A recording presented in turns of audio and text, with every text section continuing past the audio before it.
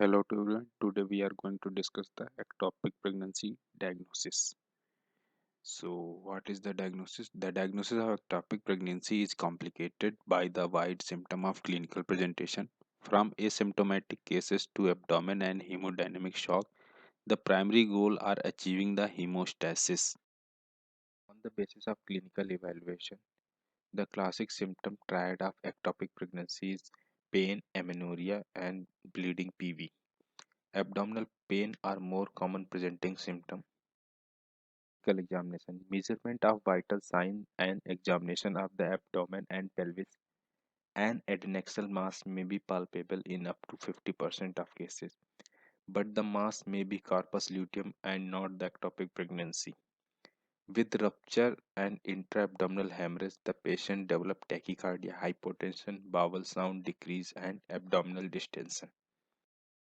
Laboratory assessment in blood examination, hemoglobin estimation, ABORH group blood grouping, total white cell count, ESR, cultosynthesis. It is simple and safe. It has been used as a diagnostic technique for ectopic pregnancy. It's rarely used.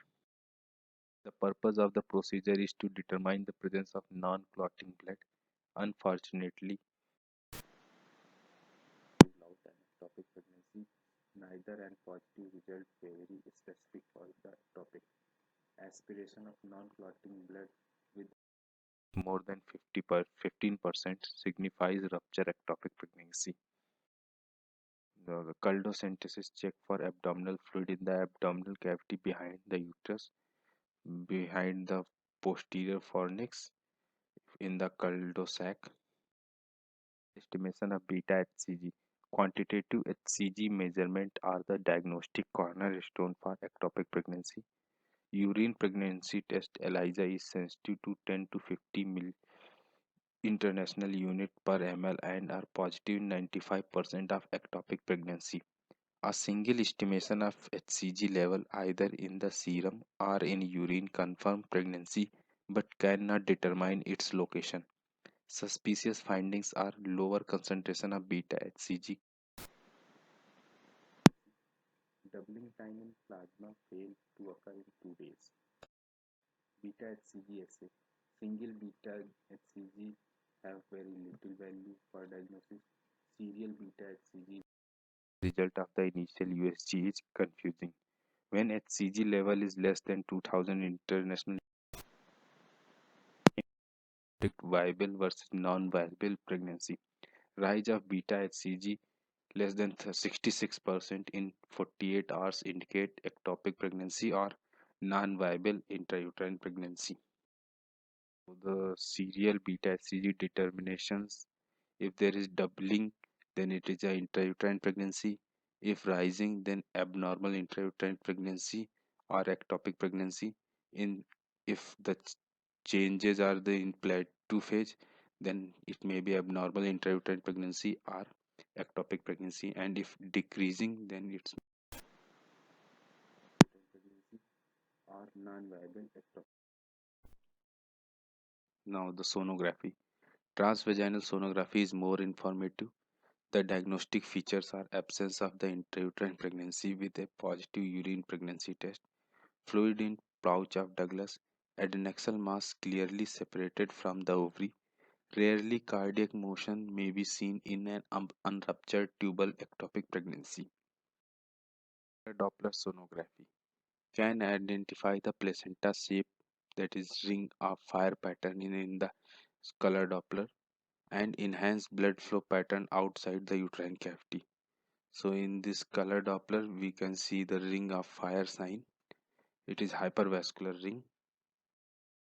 Combination of quantitative beta HCG values and the sonography. Transvaginal sonography provides visualization of a well-formed intrauterine gestational sac as early as 4 to 5 weeks from LMP. The lowest level of beta HCG at which the gestational sac is consistently visible using transvaginal sonography is 1500 international unit per liter. In transabdominal, the values of beta HCG is 6000 international unit per liter. when beta HCG value is greater than 1500 international unit per liter and there is an empty uterine cavity, ectopic pregnancy are more likely to be. USG picture. Bagel sign hyperechoic ring around gestational sac in adnexal ring. Adnexal sac with fetal pole and cardiac activity is most specific for the ectopic. Corpus luteum is useful guide when looking for ectopic pregnancy as present in 85% cases in ipsilateral ovary. In these USG, we can see hyperechoic ring around the gestational sac in adnexal region.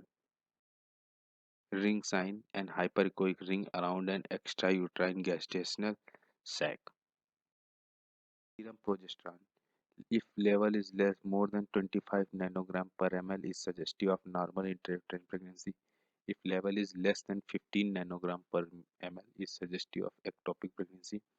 If level is less than 5 nanogram per ml indicates non-viable pregnancy irrespective of its location. Diagnostic laparoscopy, it is a gold standard, can be done only when patient is hemodynamically stable. It confirms the diagnosis and removal of ectopic mass can be done at the same time.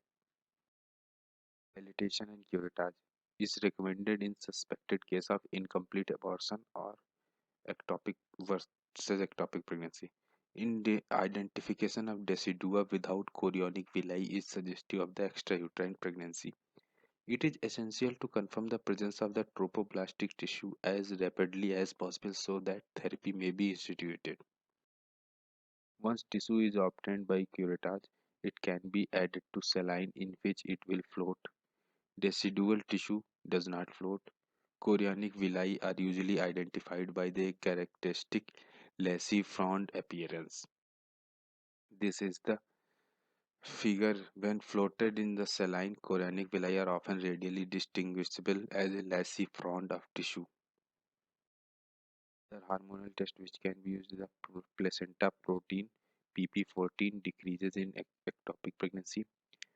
PAPPA pregnancy associated plasma protein A and PAPPC Schrödinger-Schraff protein 1 has low value in ectopic pregnancy.